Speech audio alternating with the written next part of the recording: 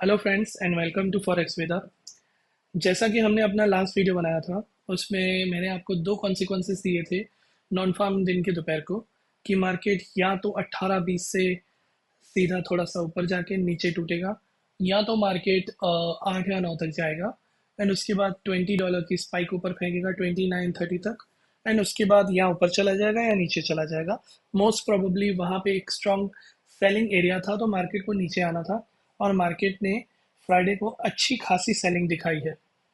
अब हम देखते हैं कि नॉन फार्म दिन के कंटिन्यू सेलिंग के बाद मार्केट ने क्लोजिंग दी है हमारी 2497 पे। तो उस हिसाब से अगर हम एनालिसिस करेंगे तो मार्केट अगर वीकली कैंडल पे आप देखोगे तो सेलिंग की तरफ मुड़ता हुआ आपको दिख रहा होगा। ओके। एंड डेली कैंडल पे अगर आप देखोगे तो भी आपको सेलिंग दिख रही होगी। इवन अगर आप 4 आवर पे देखोगे तो भी आपको स्ट्रॉन्ग सेलिंग दिखेगी। जबकि आप 3 आवर के हिसाब से आप देखोगे तो भी आपको सेलिंग दिखेगी। मार्केट ने एक छोटी सी ग्रीन कैंडल बनाई हुई है, उसके सिवा कुछ भी नहीं है। इवन 1 आवर पे भी मार्केट सेलिंग की तरफ है। हाँ, पर क्योंकि मार्केट फ्रैक्टल है, जैसा मैं हमेशा बोलता हूँ, मार्केट 30 मिनट पे बुलिश नज़र आ रहा है, इवन 15 मिनट, 5 मिनट और शॉर्ट टाइम फ्रेम। क्योंकि फ्रैक्टल के हिसाब से मार्केट अगर हायर टाइम फ्रेम पे हो सकता है आपका बियरिश हो, पर लोअर टाइम फ्रेम पे कुछ और ही कॉन्सिक्वेंसेस चल रहे हो। अब सबसे पहले हम देख लेते हैं कि मार्केट ने फ्राइडे को जैसी क्लोजिंग दी है किस तरह से दी है। मार्केट ने क्लोजिंग दी है फ्राइडे को 2497 पे। सबसे पहले मार्केट गया था 2529 के आसपास, जहाँ पे सीआरटी बनने के बहुत सारे चांसेस थे। मैंने बताया था लास्ट हाई इसका था। मार्केट ने सीआरटी कैंडल बनाया, लिक्विडिटी स्वाइप करी, उसके बाद मार्केट कंटिन्यूसली नीचे आता गया आता गया आता गया एंड मार्केट ने क्लोजिंग दी है नीचे की तरफ, जो उस दिन का लो था 2485 एंड उसके बाद मार्केट ऊपर चला गया। अब ये चीज़ आप पूछोगे कि मार्केट 2471 तक जाना चाहिए था, जैसा मैंने बोला था।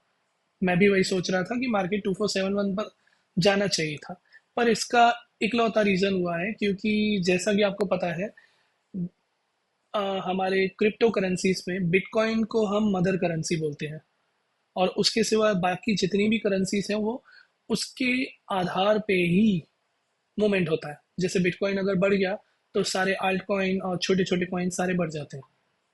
इवन काफ़ी बार ऐसा भी होता है, इथेरियम बढ़ जाता है तो भी बिटकॉइन बढ़ जाता है। पर इन दोनों कॉइन के चक्कर में काफ़ी सारे कॉइन बढ़ भी जाते हैं और टूट भी जाते हैं। तो अब फ्राइडे को हुआ ये है। अब हम एक पहले इसके साथ में सिल्वर का चार्ट भी ऐड कर देते हैं तो आपको ज़्यादा समझ में आएगा। सिल्वर का हमारा चार्ट ये रहा इसके साथ में। तो जैसा मैं हमेशा बोलता रहता हूँ कि मार्केट में गोल्ड और सिल्वर का चार्ट दोनों ऑलमोस्ट सेम चलता रहता है। ठीक है। अब फ्राइडे को हुआ एक्चुअली ये है कि फ्राइडे को एसएमटी डाइवर्जेंस हुआ है। अब आप बोलोगे एसएमटी डाइवर्जेंस क्या है, मैं हर बार ये बात करता हूँ। आप अगर ध्यान से देखोगे तो मार्केट में कंटिन्यूसली सेलिंग आई थी हाई को लेके। अब गोल्ड और सिल्वर में यही रहता है, काफ़ी बार एसएमटी डाइवर्जेंस होता है। अगर आपका सिल्वर टूट जाता है तो गोल्ड भी बिना किसी रीज़न के टूट जाता है, और अगर आपका गोल्ड टूट जाता है तो उसके साथ सिल्वर भी सेम मूवमेंट देता है। अब क्योंकि फ्राइडे को हमारे गोल्ड ने हायर ऑर्डर ब्लॉक कैच कर लिए थे एंड उसको वहाँ से टूटना था, तो गोल्ड कंटिन्यू ब्रेक होता गया। उसके सामने आप सिल्वर का भी चार्ट देख रहे होंगे, ये कंटिन्यू टूटता गया है। ठीक है। पर अब दिक्कत यहाँ पे हुई है कि सिल्वर ने अपने लास्ट वीक के लो को टच कर लिया है यहाँ पे। ओके। जबकि यही हमें गोल्ड के अंदर डाइवर्जेंस देखने को मिला है। मेरे ख्याल से ये चीज़ आपको काफ़ी अच्छे से क्लियर दिख रही होगी कि गोल्ड ने यहाँ पे एक डाइवर्जेंस बना दिया है, जबकि सिल्वर ने अपने लास्ट लो को पकड़ लिया है। ठीक है। तो ये हमारा बन चुका है एक डाइवर्जेंस। अब डाइवर्जेंस जब भी बनता है तो मार्केट उस डाइवर्जेंस को कवर करने की ट्राई करता है।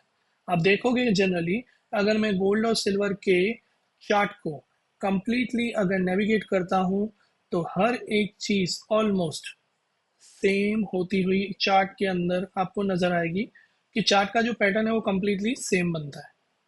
पर काफ़ी बार हमें डाइवर्जेंस देखने को मिलते हैं। ये डाइवर्जेंस को देख के ही हम नेक्स्ट मूवमेंट का अंदाज़ा लगा सकते हैं कि मार्केट कहाँ और किस तरह अब मूवमेंट दे सकता है। अब मेरे एनालिसिस के हिसाब से मैं अपना एनालिसिस देता हूँ और उस हिसाब से आपको बताता हूँ कि मार्केट के नेक्स्ट वीक में क्या क्या पॉसिबिलिटीज़ है। चलिए आइए सबसे पहले हम आ जाते हैं वीकली चार्ट पे। अब वीकली चार्ट पे जैसा कि आप देख रहे हैं सारी चीज़ें ऑलमोस्ट ऑलमोस्ट नीचे की तरफ टैप हो चुकी हैं। बस एकमात्र चीज़ हमारी बची है, यहाँ की एक एफईजी। ओके, ये हमारी एक एफईजी है जो मार्केट ने टैप करना एक तरह से बाकी है।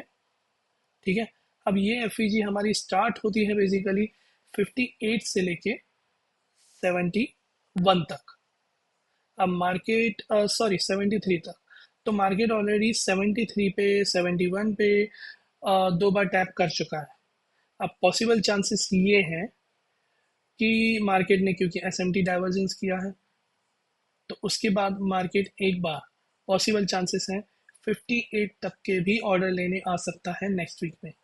और अगर 58 टू 60 के मार्केट ऑर्डर उठाता है, और क्योंकि ये वीकली एफवीजी है, तो मार्केट को एक अच्छा सा पुल बैक मिल सकता है ऊपर की तरफ।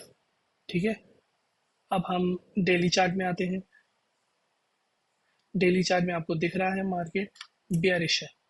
ओके, अब मार्केट के ऑर्डर्स हमारे कहाँ कहाँ पड़े हैं, थोड़ा वो हम गौर कर लेते हैं।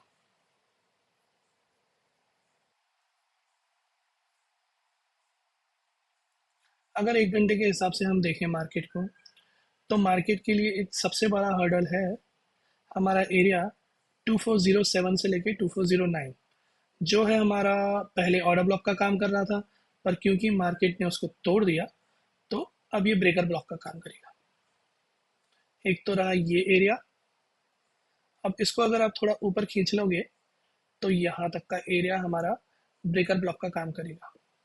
ओके, दैट मीन्स ये हो गया आपका 2502 से लेके 2510 तक। ठीक है, अब इसमें मंडे को चांसेस ये हैं कि अगर मार्केट ने 2510 से ऊपर अपनी कोई भी एक घंटे की आधे घंटे की कैंडल की बॉडी क्लोज दे दी, तो आप समझ लीजिए मंडे को आपको कंटिन्यूसली बाइंग देखने को मिलेगी। सेलिंग आने के चांसेस हो जाएंगे ऑलमोस्ट ना के बराबर।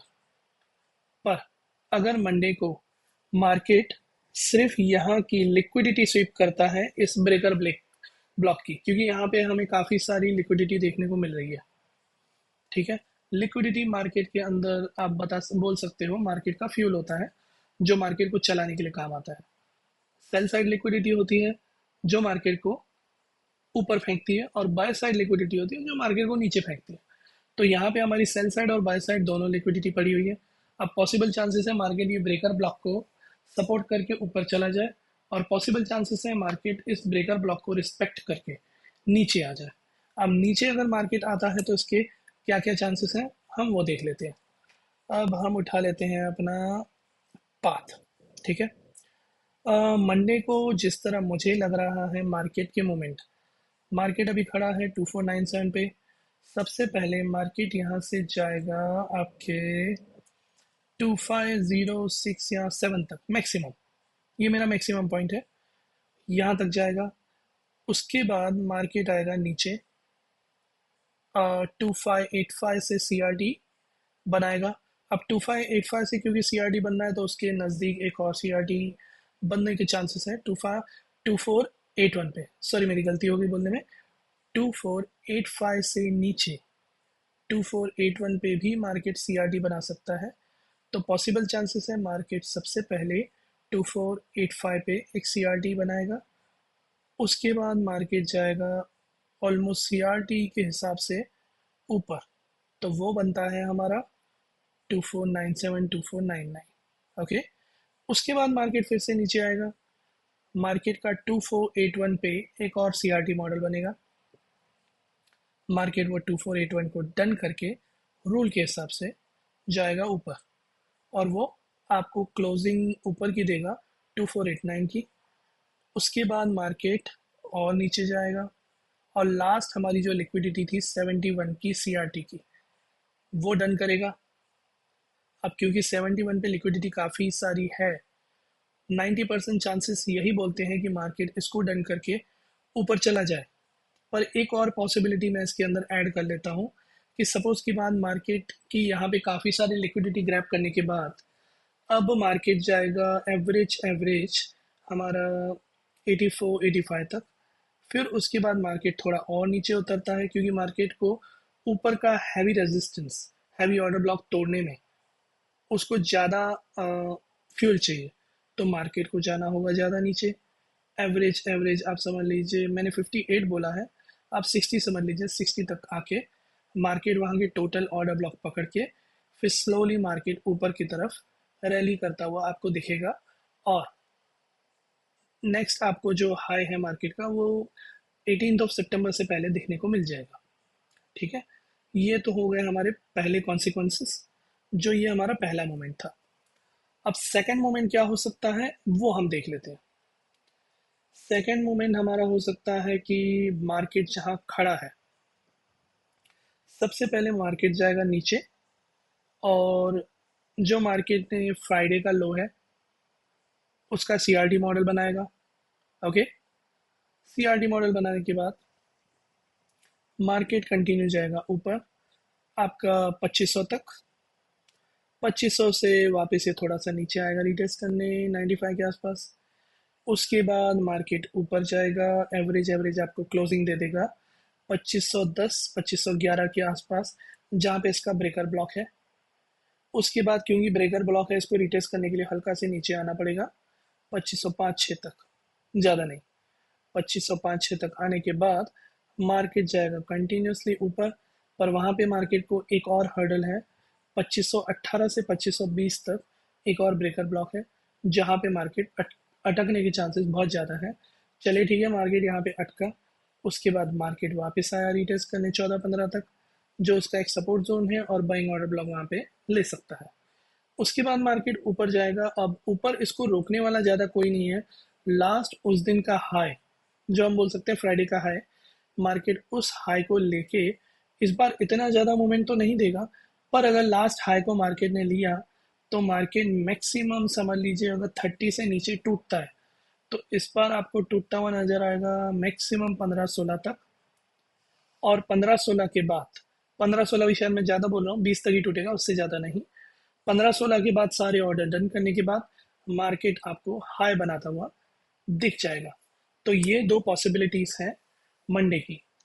अब इस हिसाब से अगर हम सिल्वर की पॉसिबिलिटीज़ देखते हैं, क्योंकि सिल्वर में हमारा एसएमटी डाइवर्जेंस ऑलरेडी क्रिएट हो चुका है।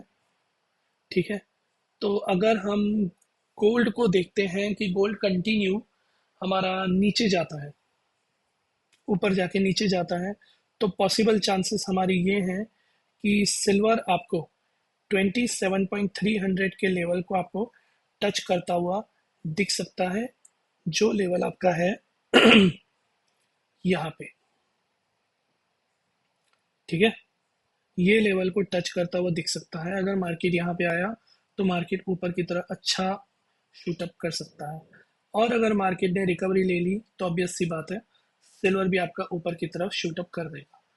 पर जैसा कि मैं बताता हूँ हर बार, मुझे वही लग रहा है कि मार्केट आपको ज़्यादातर पॉसिबिलिटीज़ वही है कि फर्स्ट वाला जो कॉन्सिक्वेंसेस मैंने बताया है उसी तरह से होगा कि मार्केट 7-8 तक जाएगा, फिर थोड़ा नीचे आएगा, फिर उस ये रहा हमारा पहला वाला, मार्केट पहले आपका जाएगा 5 या 8 तक, उसके बाद नीचे आ जाएगा, फिर थोड़ा ऊपर 96 तक, उसके बाद 80-83 तक, उसके बाद 90 पे, फिर नीचे, फिर ऊपर 84 पे, फिर आपका मार्केट आ जाएगा मैक्सिमम 63 तक, जो आने के चांसेस कम है। मार्केट शायद ज़्यादातर 71 से ही पलट जाएगा, पर इसमें दूसरे चांसेस ये हैं कि अगर आपका मार्केट 71 पे कल के दिन में आ जाता है तो सिल्वर आपको 27.300 के लेवल पे आता हुआ दिख जाएगा, because of S M T divergence, जो चीज़ मैं ऑलरेडी क्लियर कर चुका हूँ।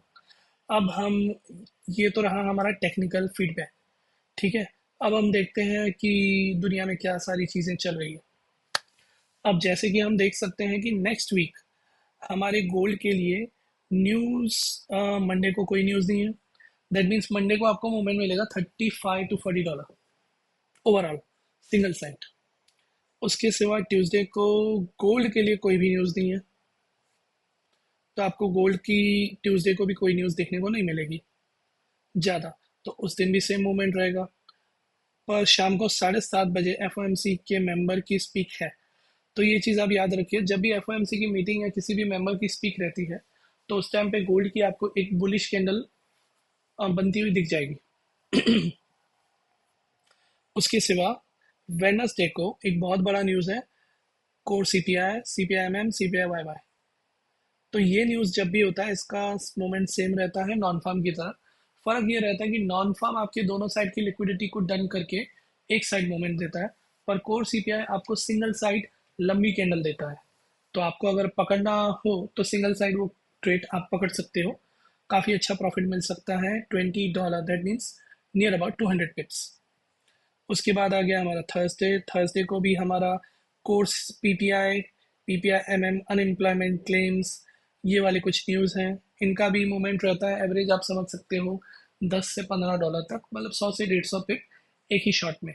पर ये दोनों साइड की लिक्विडिटी लेने वाला न्यूज़ है। मतलब अगर आप छोटा एसएल रखते हो तो आपके एसएल जाने के चांसेस बहुत हाई हो जाते हैं। उसके सिवा फ्राइडे को आपको कोई न्यूज़ नहीं दिखेगा। ये है अप टू 13 सितंबर। और जैसा कि हम जानते हैं, इस बार मिस्टर पावेल ने ऑलरेडी अनाउंसमेंट कर दिया है कि वो अपना रेट ऑफ इंटरेस्ट घटाएंगे करेंसीज के लिए।